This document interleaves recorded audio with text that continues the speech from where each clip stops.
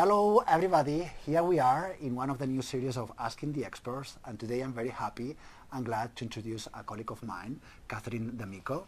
He's an academic collaborator for several programs here at the ESADE Business and Law School, and she's an expert in communication strategy. She's part of different platforms like the ESADE Business Angels Network. She's a mentor. She's also like an investor. She's a mother. It means a very busy woman. And I want to take the advantage to talk about communication strategy. You know, we have lots of people approaching big institutions like ourselves, thinking to develop different skills, and nowadays communication skills are very important. Then what could be the most important takeaways to share with our audience? Well, I always say to my students and the talented people I have to mentor that people usually say that communication is a soft skill.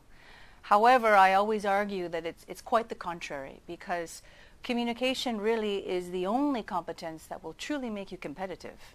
Anybody can divulge content, anybody can read content, but how you transmit that content is going to be what makes you differential, which gives you that competitive advantage above everybody else.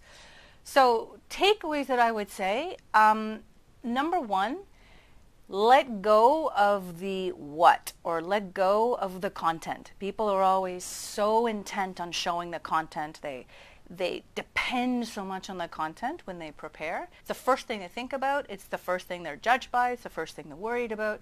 And they don't spend enough time thinking about how they're going to transmit that content.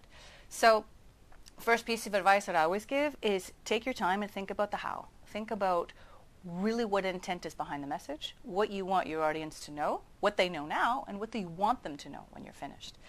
So together with that, I would say yes, the first thing is let go of the content, don't worry about it so much. The other two things I would say is voice and silence. And it sounds quite simple, but actually they're the two probably trickiest techniques. Voice means really using your voice to make meaning. In other words, again, moving away from just reading the content or depending too much, but really making meaning with what you say. If I say the word, it's unfair, I have to make sure that it feels unfair by the way I say it. I have to feel what I want my audience to feel. And the last thing I would say, silence. Silence is actually never a part of preparation, and it's a shame.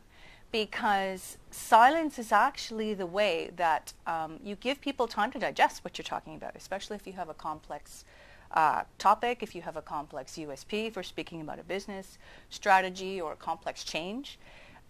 Silence is really effective in maintaining interest and giving people time to digest what you say.